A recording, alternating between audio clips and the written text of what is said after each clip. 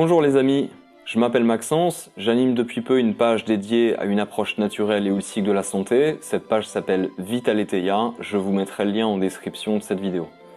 Alors la santé holistique, ça veut dire ce qui prend en compte l'individu comme un tout. Aussi bien son physique, sa sphère psycho-émotionnelle, son environnement, son histoire et bien plus encore. Alors de mon côté, j'ai fait des études de médecine naturelle, ou on peut appeler ça naturopathie. Ces études, je les finirai à la fin de ma vie parce qu'on en apprend, on apprend sans cesse. Et puis aussi, plus récemment, je me suis orienté vers une pratique qu'on appelle somatique, c'est-à-dire qui concerne le corps, mais pas seulement, puisqu'elle agit aussi grandement sur la sphère psycho-émotionnelle. Alors mon intention principale ici, c'est de partager avec vous des informations qui me semblent pertinentes, voire même essentielles, concernant ce qui affecte la santé d'une manière ou d'une autre, et cela en vue de recouvrer et ou fortifier cette santé. Alors la santé mentale, la santé psychique et physique bien sûr. La santé, qu'est-ce que c'est? C'est le mode par défaut de l'être humain. Et cela me semble important de souligner parce que ça nous aide tout simplement quand on est en santé à vivre, à mon sens, l'expérience humaine de la manière la plus belle et la plus fertile possible pour plus d'harmonie avec soi-même et son prochain. Alors il y a une citation que j'aime bien de Monsieur Tilden, c'est « La connaissance est le pouvoir, la connaissance de la santé donne le plus grand pouvoir ». Alors il ne s'agit pas de pouvoir de prise de contrôle, de domination sur l'autre, mais de pouvoir en termes de création, de fertilité, de découverte, voilà, d'autonomie, de responsabilité. Il s'agit de ce pouvoir-là. Alors passons au vif du sujet. Le livre que je vais vous présenter est une œuvre majeure. C'est en quelque sorte une pierre angulaire qui nous permet de mieux saisir ce que signifie l'électricité dans le cadre du vivant. C'est un livre qui contient environ 565 pages, dont environ 150 sont la bibliographie. C'est un travail remarquable qui reprend la plupart des découvertes concernant ce domaine qu'est l'électricité, et ce depuis environ 1750. J'ai lu ce livre pendant le premier confinement et il me semble capital de prendre connaissance de cette œuvre parce qu'elle permet de prendre conscience de ce qu'est l'électricité et ses dérivés sur le vivant, afin de ultérieurement se questionner et faire des choix en conscience et de manière responsable. C'est donc ici mon intention, c'est à travers le résumé informatif de cet ouvrage que je vais vous délivrer, le but c'est d'augmenter nos connaissances sur cette substance électrique et ses dérivés, afin de, comme je vous disais, mieux saisir ce que cela représente pour notre santé et celle de nos proches. Je remercie d'ailleurs au passage Alice, enfant de la Belle Verte, c'est grâce à toi que j'ai pris connaissance de ce livre. Merci beaucoup. Alors cet ouvrage s'appelle The Invisible Rainbow. L'auteur est Arthur Firstenberg. Thank you very much for the accent. Il est un scientifique et journaliste quelque part à l'avant-garde de la démolition de ce tabou concernant l'innocuité des champs électromagnétiques sur le vivant, même si évidemment beaucoup d'autres avant lui l'ont fait, mais d'une manière synthétique comme elle est effectuée dans ce livre, c'est une première. À noter que le titre se réfère à l'ensemble du spectre électromagnétique comprenant les couleurs de l'arc-en-ciel, mais également toutes les fréquences invisibles, comme le sont les radiofréquences ou les champs générés autour des fils conducteurs. Alors, Mr. Firstenberg est diplômé en mathématiques de l'université de Cornell et il a fréquenté l'université de Californie qui s'appelle Irvine School of Medicine de 1978 à 1982, des études qu'il a dû interrompre à cause de séquelles subséquentes à une dose excessive de rayons X. Depuis, il s'est consacré à la recherche, à la consultation comme auteur et comme orateur dans le domaine des effets environnementaux des radiations électromagnétiques. Alors pour cette première partie du podcast, je vous introduirai déjà au prologue de ce livre ainsi qu'à son premier chapitre. Je m'arrêterai là pour le premier épisode, afin que la compréhension soit plus digeste. Effectivement, il y a beaucoup d'informations dans cet ouvrage et je dois avouer que la synthèse n'en est pas aisée. D'ailleurs, je remercie Monsieur Sostenberger, il a produit un résumé en français de ce livre, qui n'existe d'ailleurs, à ma connaissance, qu'en version anglaise jusqu'à présent. Voilà, donc je vais m'appuyer sur son résumé que j'ai étoffé, et voilà. J'espère que vous apprendrez des choses. Alors détendez-vous, activez le mode avion, prenez peut-être un petit carnet de notes, réglez le volume, c'est parti, on y va. Il était une fois un arc-en-ciel visible posé dans le ciel après une tempête. Un arc-en-ciel visible qui représentait toutes les couleurs existantes. Notre Terre fut construite ainsi. Nous avons au-dessus de nous une couverture d'air qui absorbe les ultraviolets, ensemble avec tous les rayons X et gamma venant de l'espace. La plupart des ondes longues que nous utilisons aujourd'hui pour les communications radio étaient autrefois également absentes. Ou plutôt, elles étaient présentes, mais en quantité infinitésimale. Elles nous venaient du soleil et des étoiles, mais avec des énergies 1 trillion de fois plus faibles que la lumière qui nous vint également des cieux. Si faibles étaient les ondes radio cosmiques qu'elles seraient invisibles. Ainsi la vie ne développa aucun organe pour permettre de les voir. Les ondes encore plus longues, les pulsations de fréquences basses issues des éclairs sont aussi invisibles. Quand un éclair éclate, l'air est temporairement rempli par ces dernières, mais elles disparaissent aussi rapidement. Son écho, se réverbérant tout autour du monde, est 10 milliards de fois plus faible que la lumière nous venant du soleil.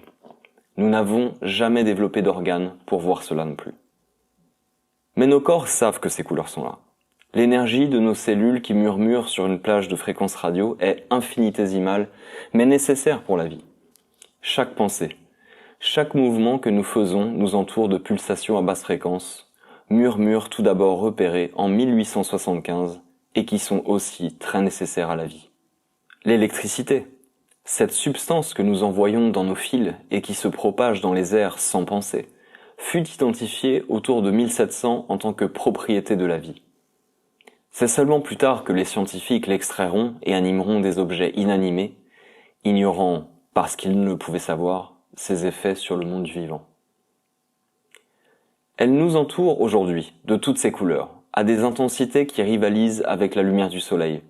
Mais nous ne pouvons la voir, car elle n'était présente au commencement de la vie. Nous vivons aujourd'hui en présence de maladies dévastatrices qui ne sont pas d'ici, dont l'origine est inconnue, dont la présence ne pose même plus question et que nous avons accepté. Vivre sans ces maladies est un état de vitalité que nous avons complètement oublié.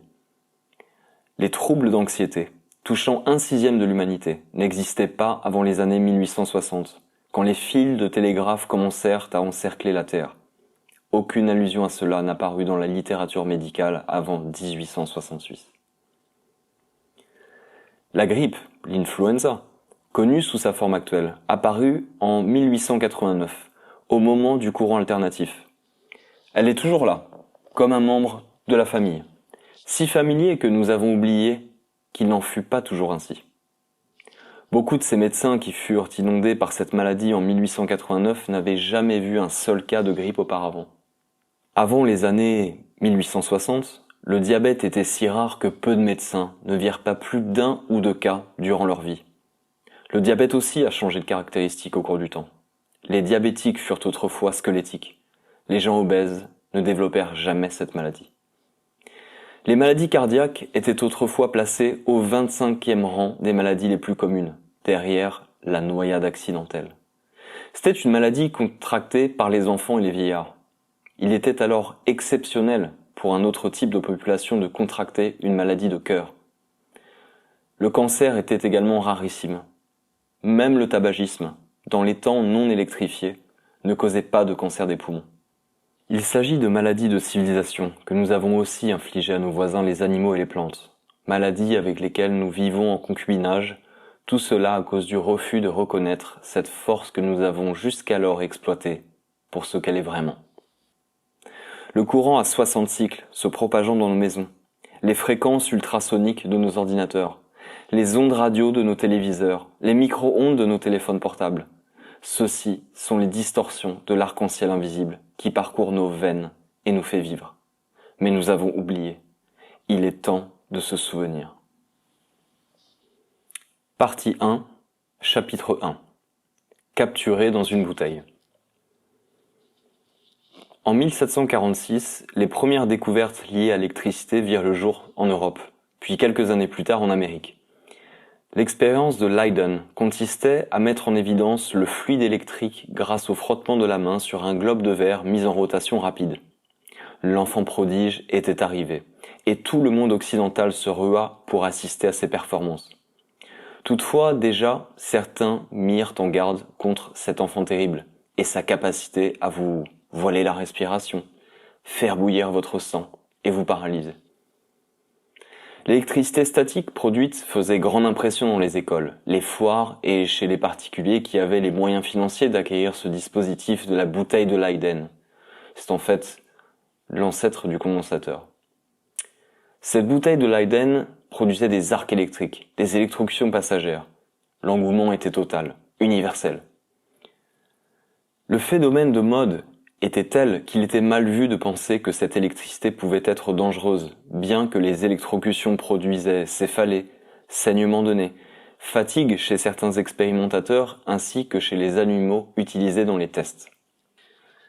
Les messages de mise en garde de certains scientifiques toucha le grand public à demi-mot seulement. Malgré le fait que des gens pouvaient temporairement être blessés, ou de manière permanente, voire même tués, toutes ces alertes se perdirent dans l'excitation générale. Perdues pas seulement, mais aussi bientôt ridiculisées, non crues et puis oubliées. À Versailles par exemple, en présence du roi, l'abbé Jean-Antoine Nollet, un théologien reconverti en physicien, électrifia une compagnie de 240 soldats de la garde française ainsi qu'une communauté de moines d'un monastère cartésien à Paris. Ce type d'expérience devint si populaire que le public se plaignit peu à peu de ne pas avoir le plaisir de s'offrir un petit choc électrique sans devoir faire la queue ou passer par un médecin. La bouteille Ingenhouse fut ainsi créée, un mécanisme électrifiant portable à prix modéré, inséré dans une boîte élégante. Il s'agissait d'une bouteille de Leyden portable. La société était donc prise d'électromania, et les plus fervents à se faire électrocuter en bonne compagnie, entre deux coupes de champagne, commencèrent à percevoir des symptômes néfastes. Dans le même temps, les établissements médicaux s'équipèrent de la bouteille de Leyden à des fins d'expérimentation médicale. Effectivement, partout en Europe fleurissaient des praticiens d'électricité, dont beaucoup étaient sans formation médicale.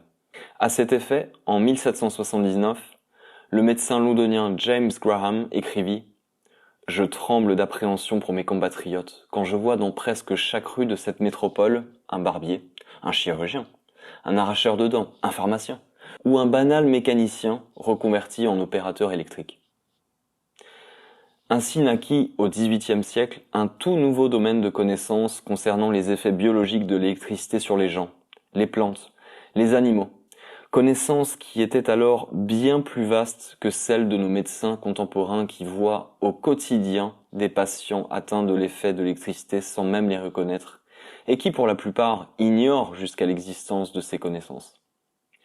Ces informations étaient à la fois formelles et informelles, rédigées sous forme de correspondance, de comptes rendus inscrits dans des journaux, magazines, des revues et traités médicaux. Au début des années 1740, 10% de tous les articles publiés dans la revue Philosophical Transactions étaient liés à l'électricité. Dans la dernière décennie de ce siècle, pratiquement 70% de tous les articles du prestigieux Latin Journal Commentari de Rebus in Scientis Naturali et Medicina Gestis étaient liés aux usages médicaux et sur les effets de l'électricité sur les humains et les animaux. Mais l'écluse fut dorénavant ouverte en grand, et un torrent d'enthousiasme concernant l'électricité allait se répandre sur les siècles à venir, balayant sur son chemin la plupart des mises en garde, les réduisant à de simples notes de bas de page dans l'histoire des inventions. Alors voilà pour le résumé du premier chapitre. Merci d'avoir suivi ce premier épisode. Likez et partagez si vous avez trouvé ça intéressant et si le cœur vous en dit, bien sûr. Alors moi, je pense que c'est important de partager ce contenu personnellement. Dans le résumé du chapitre suivant, nous passerons en revue de manière plus précise des expérimentations de l'électrothérapie qui ont eu lieu tout au long du XVIIIe et XIXe siècle et nous verrons les multiples observations faites par plusieurs médecins à cet effet. Pour finir, je vous laisse avec un petit extrait du second chapitre du livre. La seule préoccupation de la science aujourd'hui est de garder le niveau d'exposition de l'humain en dessous d'un niveau qui cuit vos cellules. L'effet de l'électricité non létale est une chose que la science mainstream ne cherche plus à savoir. Mais au XVIIIe siècle, les scientifiques ne posèrent pas seulement des questions, mais commencèrent à fournir des réponses. Merci et à la prochaine. Ciao ciao.